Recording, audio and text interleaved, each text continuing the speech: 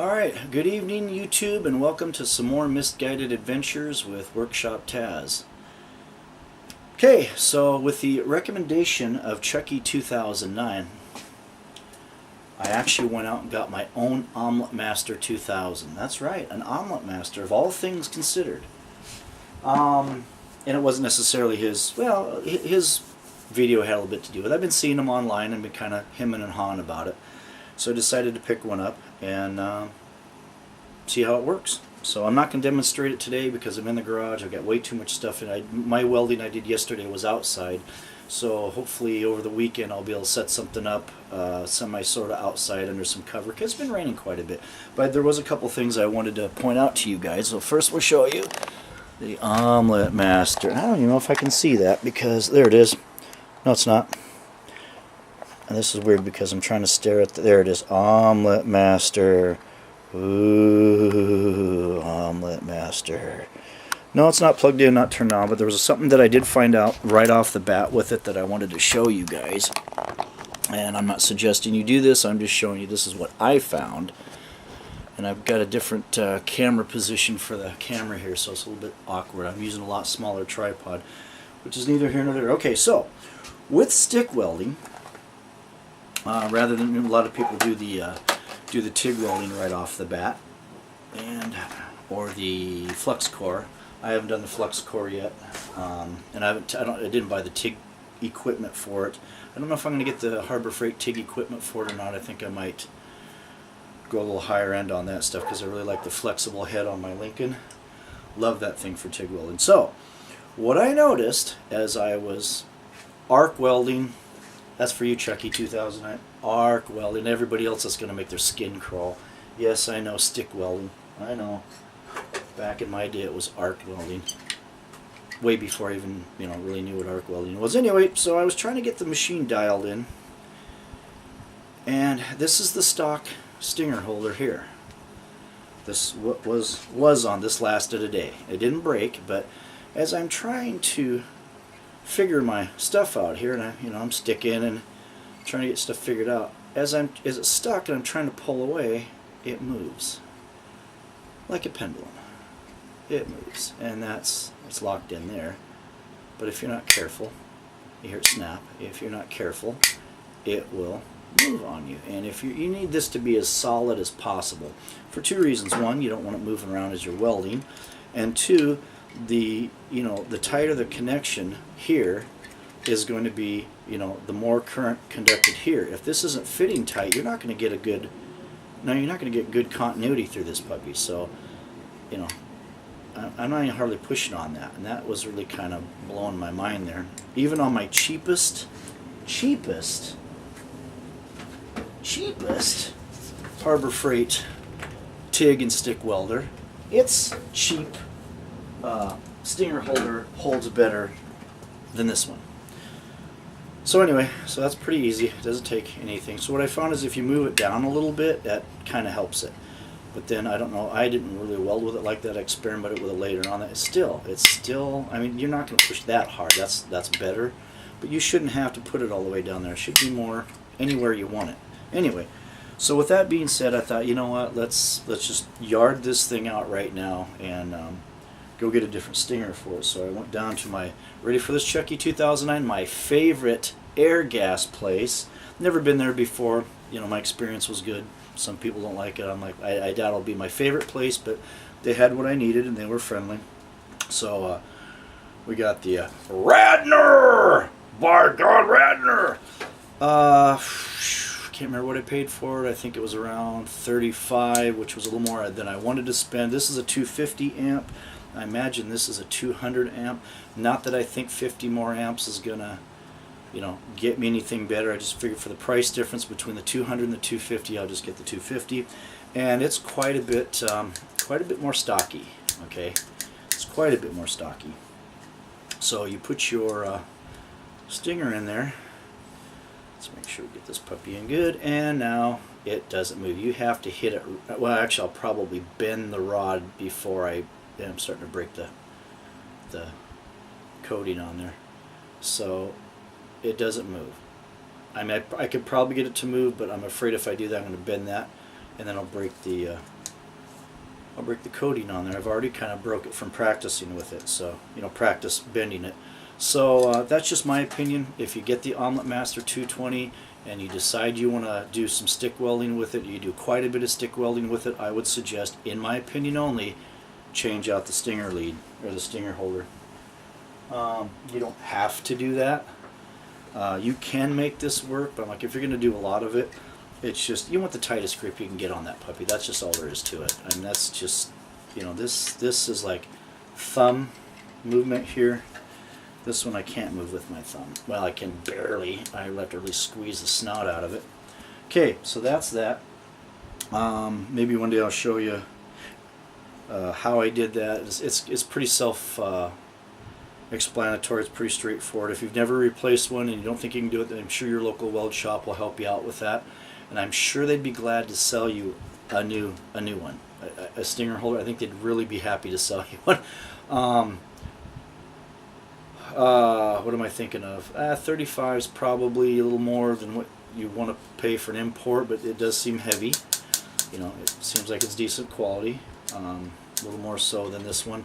And you can get them all the way up to like 60 bucks a piece, which I think is just absolutely insane. Like I said, the only reason I went for the heavy duty one was because it wasn't that much more expensive than the 200 amp one, and I just figured, why not? Since I'm buying one and replacing it, I might as well get a good one, and it's quite excuse me, quite a far cry better than this. Now, with the Omelette Master, and I'll show you some welds that I did excuse me, earlier. But I haven't really dug into the machine. I started to kind of take it apart, not the machine itself, but did go through the boxes and see what was in there. And for the longest time, now I haven't done flux core on this yet. I'll try to do flux core this weekend and see how that part works. I'm sure the machine will run just fine. I've been seeing lots of videos on there. One of the things that I was taking apart and noticing was the Vulcan flux core wire. And I thought, that's interesting. I'm looking at it going, Now I know looks doesn't mean anything for wire when it comes to welding, but I'm looking at wire looks actually a lot better quality than the old stuff. The old whatever Central Electric, whatever Harbor Freight had before, the Harbor Freight brand. And I'm looking, and I'm going, it's made in Italy. You can see that. The flux core wire is made in Italy, which means one of two things. It's either going to be really, really good or better, or it's going to be crappy. I'm curious to see. I was going to go yard that out and try with the Lincoln. I've never used the Lincoln flux core. I've only used the original Central Electric or Chicago Electric flux core, and never been impressed with it. And I've seen the stuff online that says, yard it and use the Lincoln or something comparable. I've never used this. If you guys have used this and had good luck with it, let me know. I'm curious about this. And then, your regular solid wires made in China. I don't think that really makes a difference. I don't know. I've never... Well, I do have imported wire on my new machine. It was their name brand stuff, so I don't know. I haven't used this yet either. I don't know if I'm going to use this for MIG. I think I'll just use it for flux core, but I don't know yet. Now, where were we going with this? Okay, so as I plugged in the Omelette Master and was going to practice with stick, I was having a hard time getting it dialed in. I was on 110, and I knew that when I plugged it in, and then I kind of forgot as I was going on, and realized that on 110 with the Omelette Master, if you're going to stick weld, your maximum amps are only 80, up to 80. And I was kind of having a hard time. I was sticking the rod a lot. I was having a hard time trying to keep it going. And so I think I finally increased my arc force a little bit, and then I increased the hot start. I think I get the hot start around like 8 or 9. I don't have to go back in and look. And after I turned up the hot start, that fixed a lot of stuff. I had the arc force at like 6 or 7 or 8. And that was way too much. It was blasting. It wasn't even really welding. It was just more like spit and fire kind of. So I turned the arc force down, left the hot start up, and that made things better. It made things a lot better. Now, as it stands, as far as stick welding goes, and I'm only using this for comparison type stuff. So this is a 220 or 240 unit, right? I love this little guy. I mean, drawback with this little guy is it runs hotter than what your dial says here, so I've been having a lot of trouble getting just right. I'm finally starting to get it dialed into where I find this will run a 70-18 rod fairly decent. And I don't have a lot of stick welding experience, so this is all new to me. But anyway, right out of the box, this runs hotter. You gotta learn the machine, and that's my point with all that. No matter what machine you have, learn it because they're all different. So, with that being said, and I'll show you some really, really ugly welds. So please promise me you're not gonna call the weld police on me. You know, I don't need that type of action. So, okay, Omelette Master was running on 120.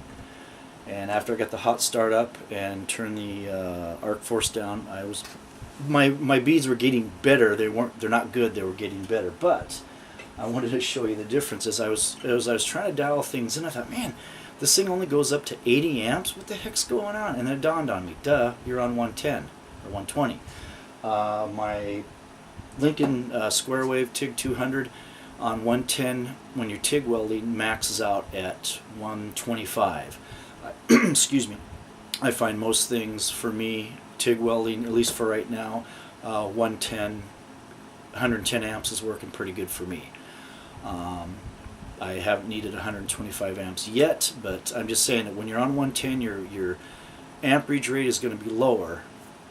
But one of the reasons I wanted to use the Omelette Master on 110 was, one, to find out if I could run it on 110 and an extension cord and not pop a fuse, and it did successful. Of course, my extension cord, that's an exaggeration, but my extension cord's like that. It's a heavy duty cord. It's not something you'd find at that other place. So where the heck was I going with this? I lost my train of thought. So I want to try it on 110. It didn't pop a fuse. The machine didn't act weak. It just needed to dial it in for 110. Now imagine when I run it on 220 or 240 this weekend, it's going to act completely different. This is where I wanted to bring up the point. Now, these welds are ugly. Okay, these were my first time ever stick welding, and they're scary. So we're gonna go. Well, we'll go for this one first. Well, no, we'll go for this one first. So these are ugly. I know they're ugly.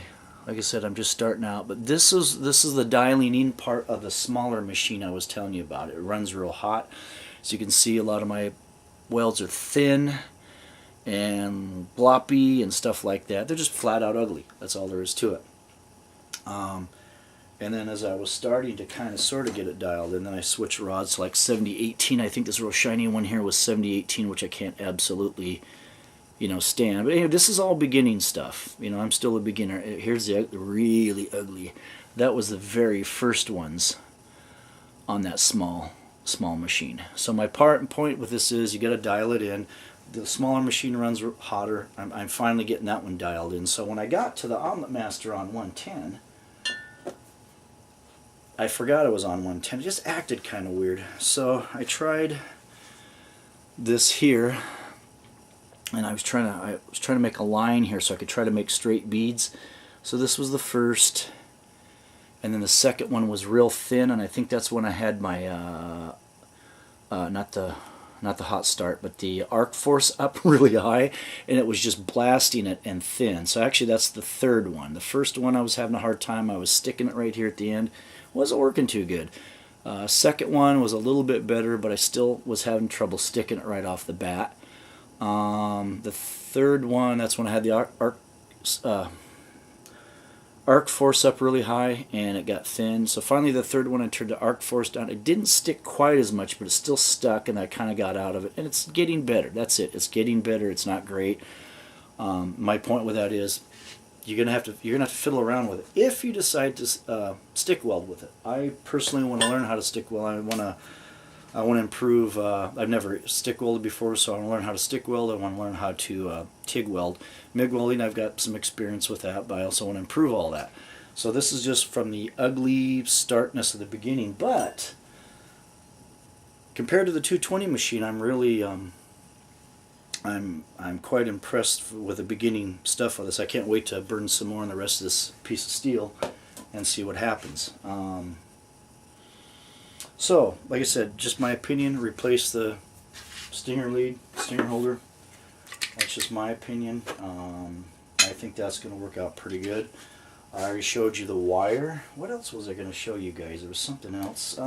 standard stuff. It comes with a hose in there for your argon and CO2 mix, or if you can use pure or whatever you're going to use. I won't say pure argon, but your argon CO2 mix and your MIG gun. I haven't tried it yet.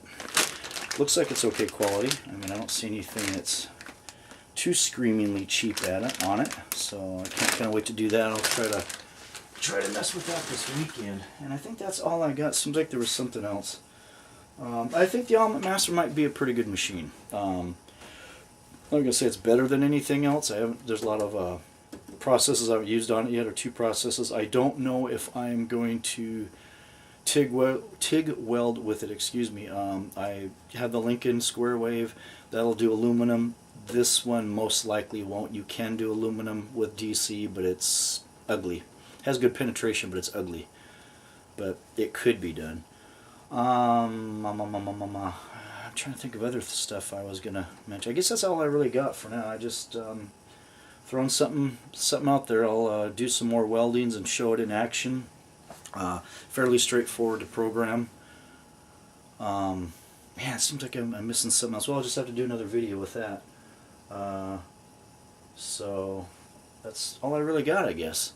So if you guys have had experience with the Vulcan flux core wire, let me know. Comment, let me know, because I'm curious how this works. Because if it's bad, I won't even bother with it. I hate to throw it away, but I could replace it in my other welders with the first batch of Harbor Freight flux core they had.